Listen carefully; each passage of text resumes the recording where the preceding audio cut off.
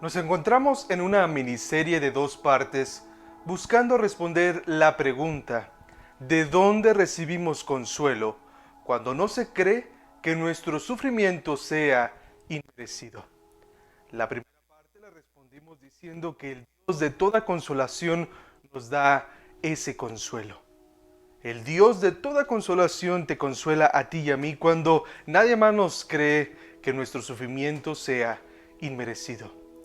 Y aunque pudiera haber más respuestas a esta pregunta, simplemente quisiera enfocarme en lo que el apóstol Pablo nos dice en 2 Corintios capítulo 1, versos del 3 hasta el verso 14. Verso que por cierto estaremos estudiando el día de hoy.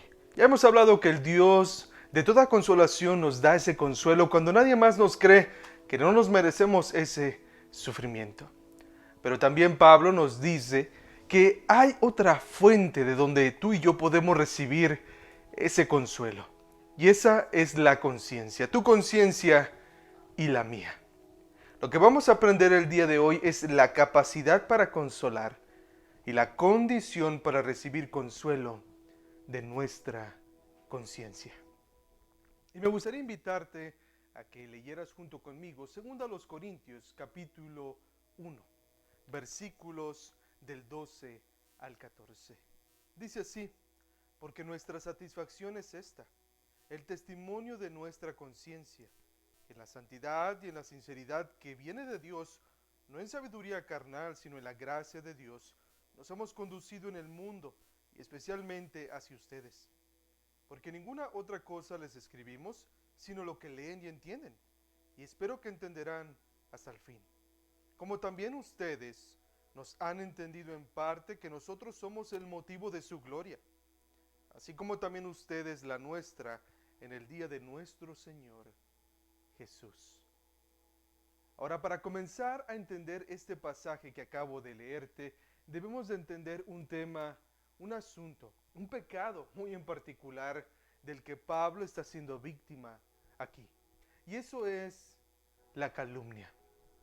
En su libro Pecados Respetables, el pastor ya fallecido Jerry Bridges dice que la calumnia consiste en declarar algo falso o malinterpretar algo acerca de una persona con el propósito de difamarla y dañar su reputación. Ahora, sin embargo, a pesar de que la calumnia directa es en sí misma algo terrible, algo tan odioso, tan espantoso, cuando esto ocurre a nuestras espaldas es peor. Él dice: la calumnia a nuestras espaldas es más difícil de soportar en parte porque es más difícil defenderse de ella que de la acusación directa en persona. Además, existe la posibilidad de que la calumnia se extienda y otros la crean antes de que tengamos la posibilidad de corregirla. Pueden dañar mucho nuestra reputación incluso antes que seamos conscientes que alguien nos ha calumniado. Entonces, la calumnia directa es algo que podemos enfrentar con, vamos a decirlo así, mayor facilidad. Pero cuando alguien está hablando a nuestras espaldas, cuando no estamos presentes y alguien está diciendo cosas malas acerca de nosotros, mentiras, malinterpretándonos con la intención de dañar nuestra reputación, eso es algo que duele más y es algo más difícil de abordar. Y eso es precisamente lo que Pablo está experimentando en esta ocasión.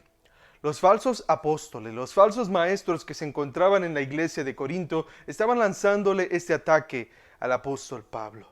Ellos habían levantado calumnias al apóstol en 3 áreas muy en específico. En primero, con el ámbito moral.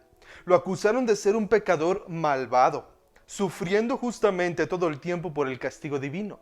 Lo que vimos en el mensaje anterior, ellos decían: Pablo sufre porque es un pecador y Dios lo está castigando.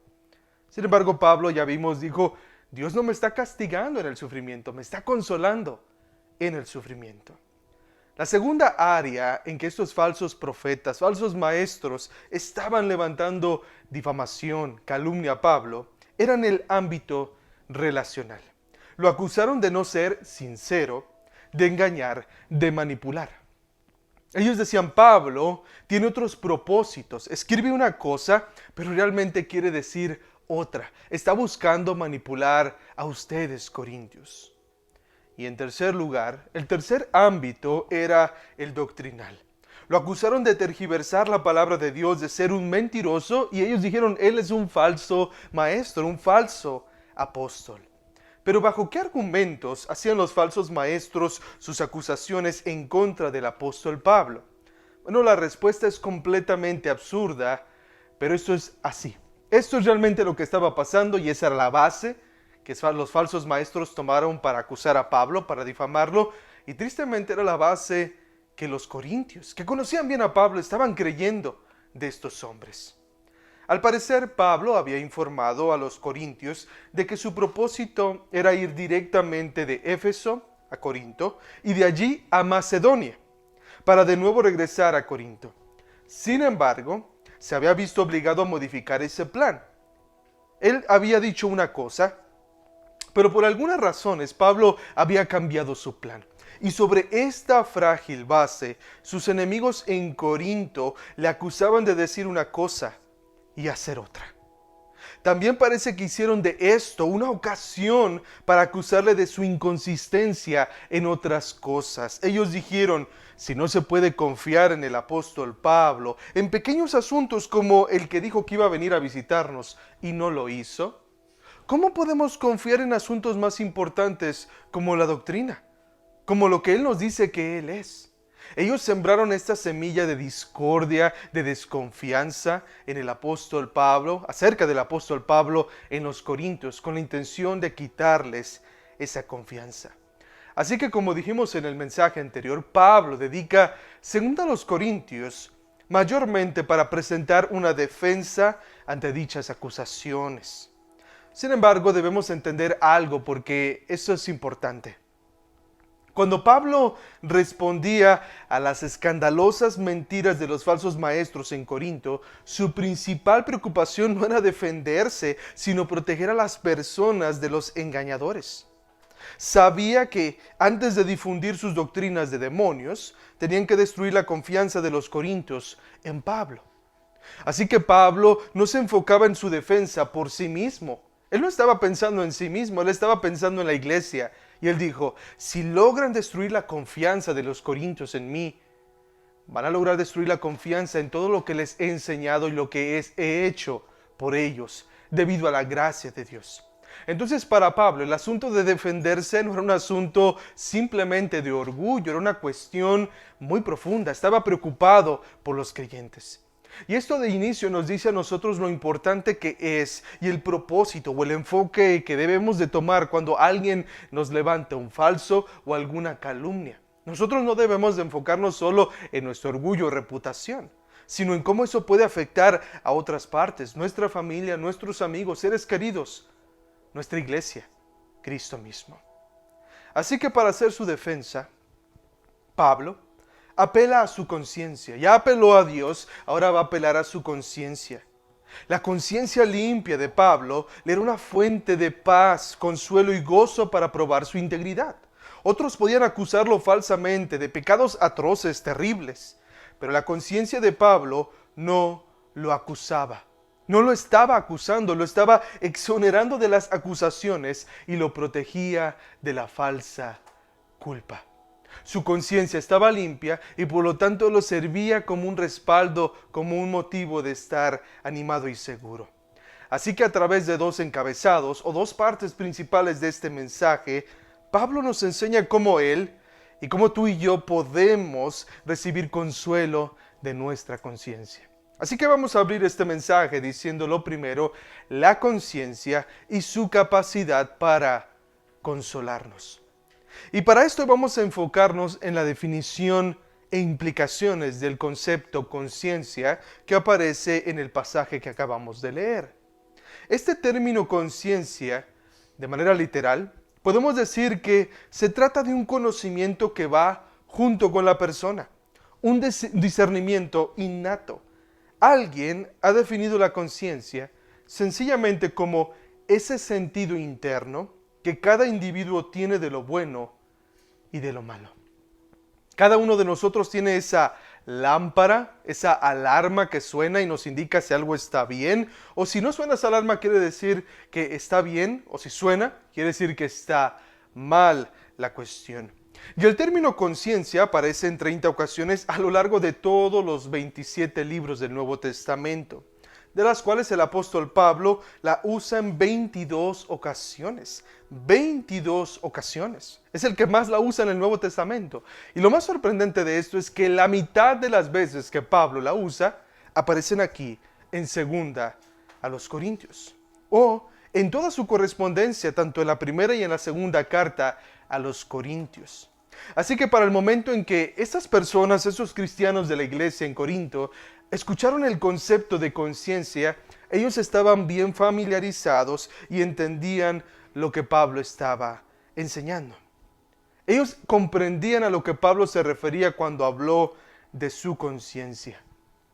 Y ahorita no tenemos el tiempo o la oportunidad de hacer un recorrido por todo lo que Pablo dice acerca de la conciencia, ni siquiera en primera y segunda los Corintios, eso es demasiado.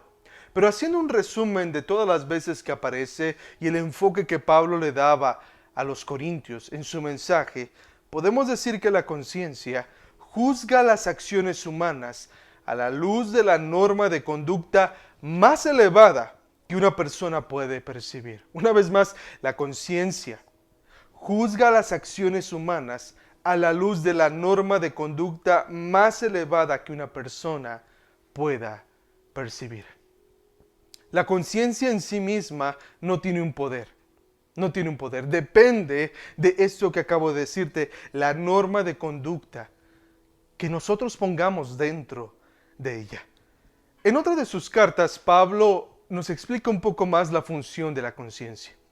En tu pantalla va a aparecer la siguiente lectura de Romanos, capítulo 2, verso 14 y 15.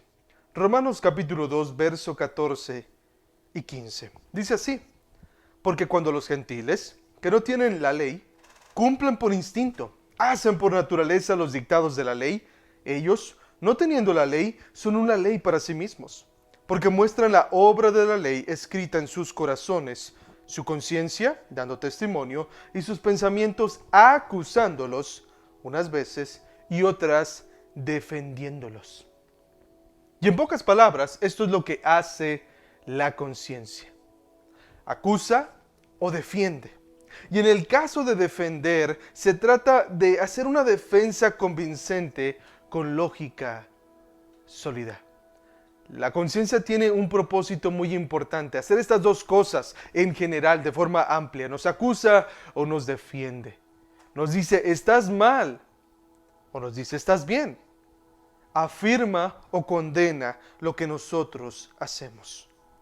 Así que en conclusión podemos decir que la conciencia tiene la capacidad de consolarnos porque es una de las funciones que le caracterizan. Pero, ¿qué debemos hacer para recibir defensa de nuestra conciencia? En otras palabras, ¿cómo podemos recibir consuelo de nuestra conciencia? Y para responder estas interrogantes debemos pasar a la segunda parte de nuestro mensaje. Ya vimos la conciencia y su capacidad para consolarnos. Ahora veamos la conciencia y su condición para consolarnos. Y una vez más, para comprender correctamente nuestro texto, debemos entender lo que Pablo ha dicho justo en el verso anterior. En tu pantalla aparecerá 2 Corintios, capítulo 1, verso 11. El pasaje dice así: ustedes también cooperaron con nosotros con la oración, para que por muchas personas sean dadas gracias a favor nuestro por el don que nos ha sido impartido por medio de las oraciones de muchos. Y aquí Pablo supone generosamente que los corintios habían estado orando por él mientras que él pasaba por ese tiempo de profundo sufrimiento. Y en realidad, como se demuestra después en esta carta, muchos de los creyentes se habían convertido en detractores del apóstol. Estaban no orando por él, sino oponiéndose al apóstol Pablo. Sin embargo, desde este momento Pablo está dispuesto a otorgarles el beneficio de la duda. Y esto es algo del corazón de Pablo. Él siempre trataba de pensar lo mejor de aquellas personas que incluso tenían algo en contra de él. Siempre estaba buscando eso bueno, ese lado bueno. O como dirían algunos, el vaso medio lleno en cada una de las personas, incluso aquellos que le atacaban. Pero ¿qué le llevó a Pablo a suponer que los corintios habían estado orando por él? Bueno, la razón por la que Pablo cree que puede apoyarse en las oraciones de los creyentes corintios es que siempre había sido sincero con ellos. Pablo en ningún momento estaba a la mitad o mostraba solamente una cara de quién era él. Él siempre fue sincero, transparente. Y por eso él confiaba en que ellos realmente sabían que estaba sufriendo, no por su pecado, sino por predicar el Evangelio de Cristo. ¿Cómo lo sabemos? Observa lo que el mismo apóstol Pablo dice a continuación en ese pasaje que te leí al principio.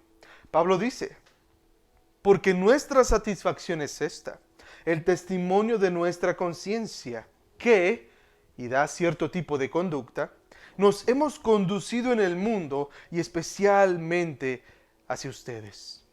Lo que Pablo está diciendo es que en caso de que alguien hable negativamente de él, los corintios saben ya que se comportó decentemente entre ellos y en el mundo. Ellos mismos pueden testificar de la integridad de Pablo. Esa es la confianza de Pablo, de cómo él se había conducido ante los demás. Yo estoy seguro que como yo he vivido, ustedes tienen bien en claro que lo que digan de mí no es cierto. Yo he sido tan transparente con ustedes. Ustedes saben cómo me he conducido, que cuando cualquier persona viene y dice algo malo acerca de mí, levanta una calumnia acerca de mí, yo estoy seguro, debido a mi comportamiento, que ustedes saben que no es así. Y de esto aprendemos un principio muy importante. A menos que seamos conscientes de nuestra integridad hacia otros, no podemos estar seguros de su confianza en nosotros. Una vez más, a menos que seamos conscientes de nuestra integridad hacia otros, no podemos estar seguros de su confianza en nosotros. La confianza crece debido a la transparencia, a la integridad. Cuando tú te muestras tal como eres, es como las personas pueden confiar en ti. Y si tú realmente te has mostrado como eres, has vivido de cierta manera abierta, clara, transparente ante los demás, eso va a generar confianza en ti, por supuesto, en los demás. Pablo dice, esta es nuestra satisfacción, nuestra gloria, nuestro orgullo, aquello que nos da confianza, aquello que me da realmente mucha alegría, mucho gozo. Pero ¿de qué se enorgullece Pablo? Él le ofrece toda la gloria a Dios por capacitarlo para vivir una vida ejemplar por su gracia. Y Pablo siempre dice eso, yo hago muchas cosas, pero no yo, sino la gracia de Dios en mí. Siempre que él habla de lo bueno en su vida, involucra a Dios, y en específico su gracia, ese poder capacitador para hacer lo que Dios quiere que hagamos. Y la declaración de Pablo es sorprendente. Él tiene la plena confianza de que todo lo que ocurre en su vida, todo lo que los corintios pudieron ver en el apóstol, es una obra de Dios. Pablo podía recibir consuelo de su conciencia porque estaba seguro que su conducta era resultado de Dios trabajando a través de él. Y es una conexión tremenda porque a veces podemos hacer buenas obras ante los demás y decir eso es bueno. Pero Pablo no solamente estaba diciendo yo me porto bien, él está diciendo lo que yo hago, lo hago porque Dios quiere que yo lo haga y por eso tengo esa confianza con ustedes. Y tengo la confianza en mi conciencia de que yo no he hecho nada malo. Algunos estudiosos bíblicos limitan la implicación de la palabra mundo a simplemente decir generalmente entre los hombres. Sin embargo, creo que su función en este contexto es comunicar la idea de que no se le podía acusar legítimamente de nada en ningún sitio en el cual hubiere ministrado. En todo momento y lugar había vivido de una manera consecuente, una vida irreprochable. Pablo simplemente estaba seguro de que a donde quiera que él iba, aún en su imperfección, él era un modelo ejemplar. Por eso en la primera carta que nosotros tenemos en las Escrituras, él les dice, imítenme a mí, sean seguidores, imitadores de mí, así como yo soy un imitador de Cristo. Algo que yo creo que ninguno de nosotros se ha atrevido a decir abiertamente. Tal vez podemos decirle a alguien que nos haga caso en ciertas cosas, o podemos aconsejar a alguien y decirle deberías de hacer esto, yo lo he hecho. Pero esa seguridad de Pablo es algo único que él tenía y que nosotros debemos procurar también tener. Pablo detalla diciendo, especialmente entre ustedes, corintios, puesto que los corintios, escucha, habían disfrutado de más oportunidades de aprender del carácter del apóstol y ver su simplicidad e integridad más que el mundo o personas fuera de la iglesia habían tenido. Por tanto, podía suponer con toda seguridad que le habían otorgado toda su confianza. Pablo les está diciendo, más que nadie en el mundo, más que otra iglesia, ustedes me conocen bien, son los que mejor me conocen porque he invertido mucho tiempo con ustedes de mi vida, de mi ministerio en la plantación de iglesias. En conclusión, en este punto, podemos decir que la condición para recibir consuelo de nuestra conciencia es que nuestra conducta esté de acuerdo con nuestra conciencia, ¿ok? Si tú quieres recibir consuelo de tu conciencia, tienes que vivir de acuerdo a lo que tu conciencia dice sí y no, sí y no. Si tu conciencia te acusa por hacer algo o por ser invitado a hacer algo, no lo hagas. Y si tu conciencia te apremia, te dice hazlo, tienes que hacerlo. Cuando vivimos de esta manera, cuando somos congruentes con nuestra conciencia, podemos recibir el consuelo que tanto queremos, que tanto necesitamos. Sin embargo, debido a la naturaleza de la conciencia, debemos de tener mucha precaución en este punto. Pues como aprendimos anteriormente, la conciencia es una facultad que se encarga de evaluar nuestra conducta de acuerdo a nuestro conocimiento. Por lo tanto, la conciencia de alguien pudiera estar funcionando con el conocimiento incorrecto, dirigiéndole una conducta incorrecta y dándole paz en situaciones incorrectas. Y ese es un problema que debemos de evitar y es un problema que Pablo nos va a ayudar a evitar. Él nos va a decir, no se trata solamente de recibir consuelo, sino de recibir el consuelo correcto, apropiado, el consuelo de Dios, el consuelo de su palabra.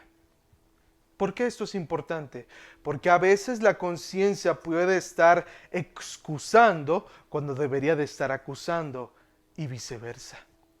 Eso es algo que debemos de tener en cuenta. Debemos de pensar de esta manera. En otras palabras, cuando hablamos de la conciencia, la cuestión más importante es primero tener el conocimiento correcto, para así tener la conducta correcta.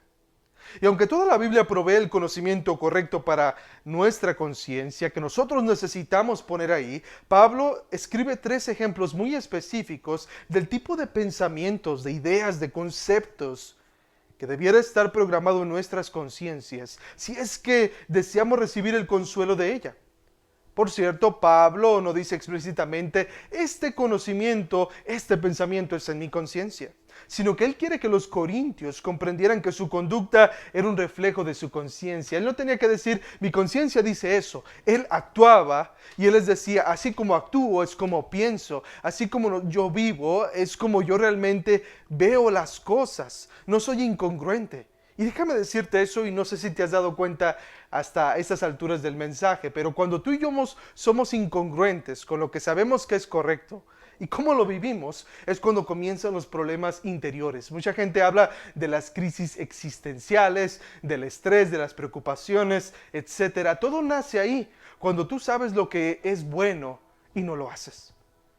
O cuando tú dices, sabes que voy a hacerlo a pesar de que mi mente, mi corazón me dice otra cosa. Pablo estaba tan congruentemente unido que él tenía esa paz, ese gozo en Cristo. Y el primer ejemplo de ese tipo de pensamientos que debemos de tener, de ideas, de conceptos, es el siguiente. Pablo dice así, que él se ha conducido en la santidad y en la sinceridad que viene de Dios. No en sabiduría carnal, sino en la gracia de Dios. Esa palabra sinceridad literalmente significa ser juzgado a la luz del sol. Ser juzgado a la luz del sol.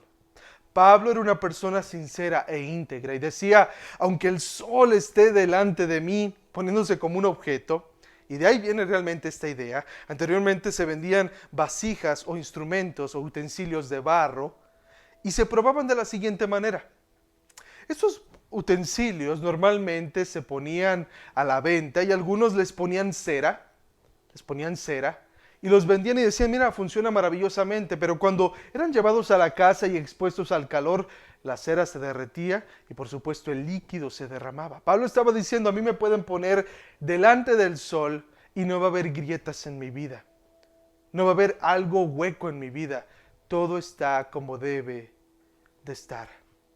Pablo está diciendo que su vida, debido a que él era sincero, él no tenía dobles motivos, él no era un doble cara, debido a que él era uno solo siempre por todas partes, y debido a que él era santo, vivía en santidad, su vida soportaría el más minucioso escrutinio. No tenía secretos escondidos. No tenía nada oculto, Pablo.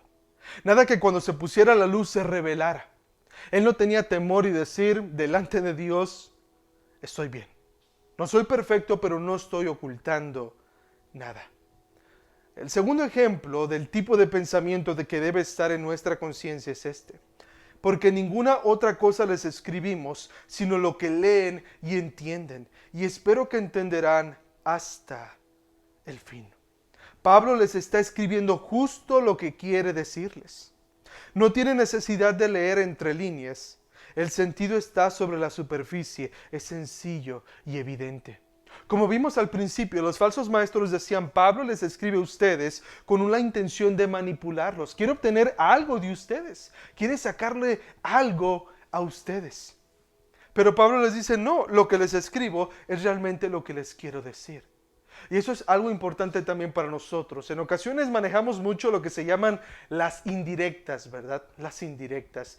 Y en ocasiones tienen su lugar por la sutileza, pero en general las indirectas son una forma de comunicación terrible, porque se pueden malinterpretar de muchas formas. Y Pablo nunca escribía indirectas en su carta, siempre era directo en lo que decía. Eso es algo que debemos de cultivar nosotros. Hasta aquí dos principios. El primero, nosotros, como dice el apóstol Pablo, debemos de asegurarnos de ser sinceros, transparentes, no esconder nada, vivir en santidad. Y también ahora nos dice, sé directo. No digas cosas que tienen otro significado o que se puedan interpretar de otra manera. Comunícate de una forma directa, abierta, transparente. Pablo escribía estas cartas con la intención de que la iglesia, toda la iglesia pudiera leerlas.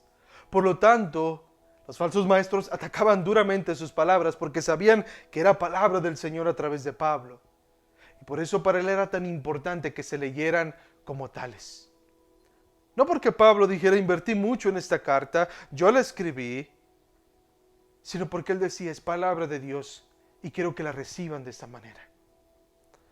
El tercer y último ejemplo del tipo de pensamiento que debe estar en nuestra conciencia es lo que Pablo dice en el verso 14. Como también ustedes nos han entendido en parte, que nosotros somos el motivo de su gloria, así como también ustedes la nuestra en el día de nuestro Señor Jesús. El comentarista Charles Hodge explica esta declaración del apóstol Pablo de la siguiente manera.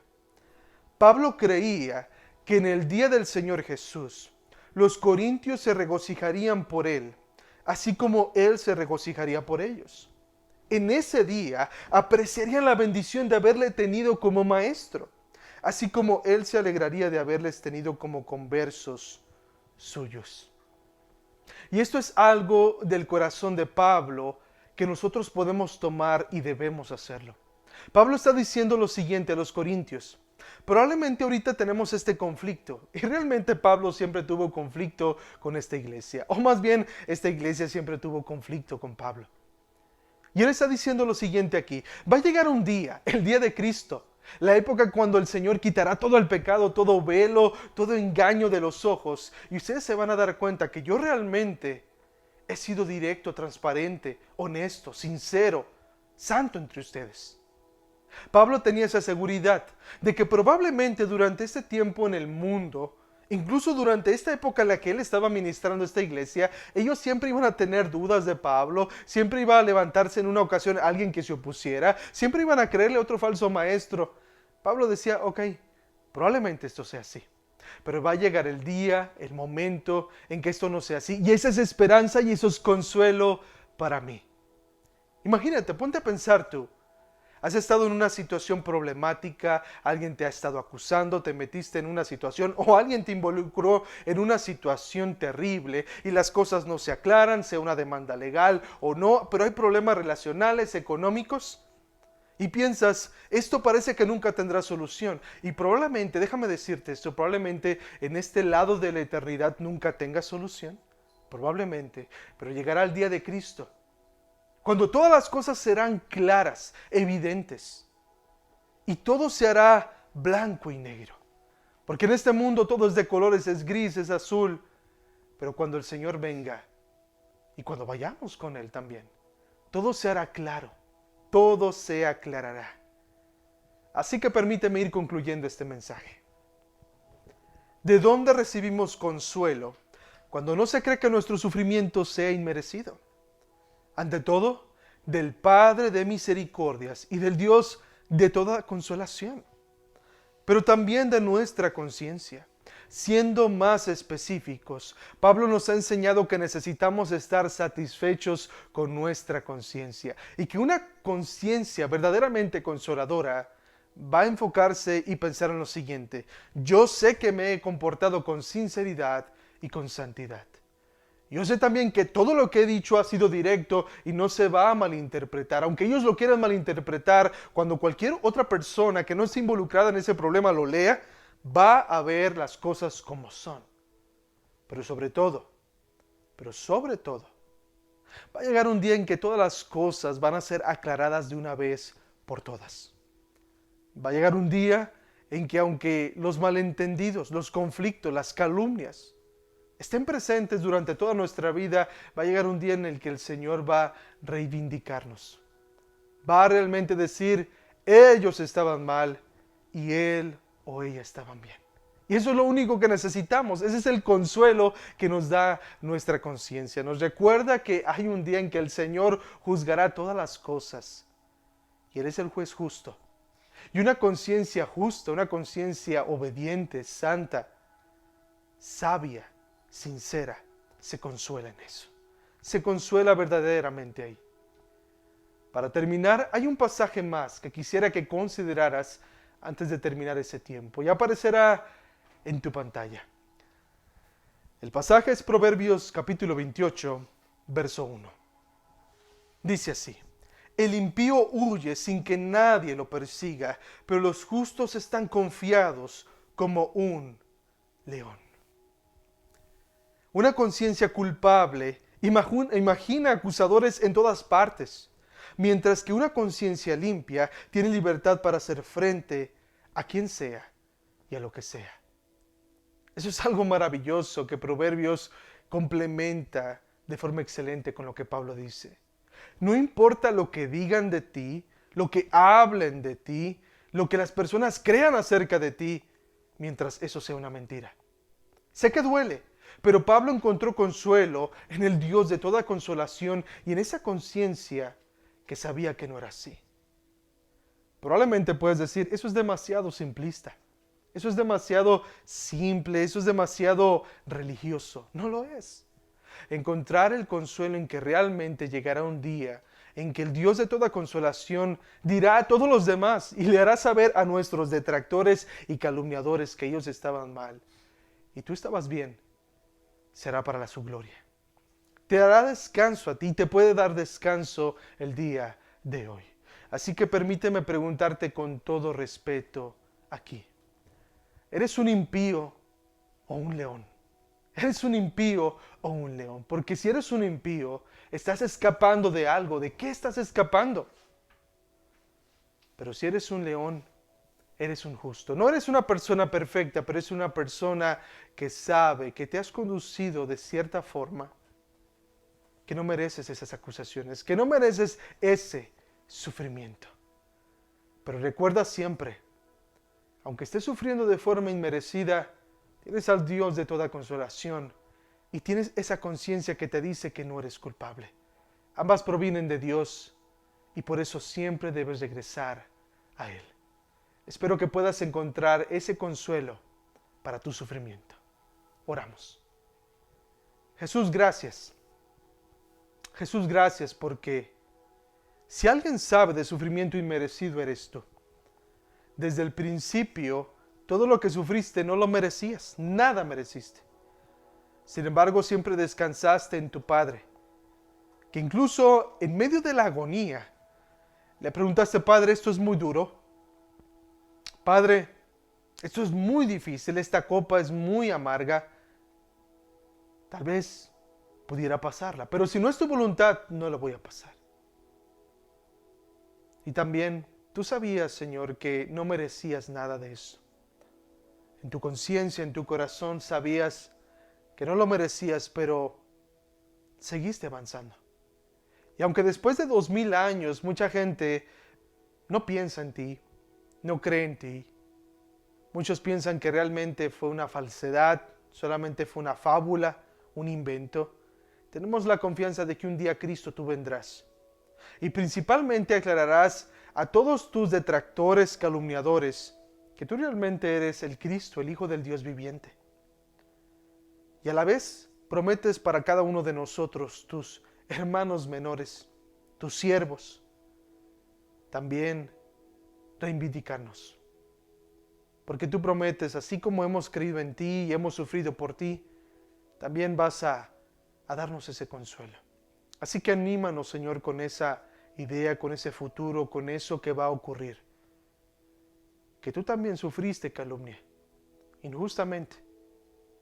Y que cuando la suframos nosotros podamos venir a ti y descansar, sabiendo que sabes lo que sentimos, lo que experimentamos y creyendo lo que prometes para nosotros. En Jesucristo. Amén.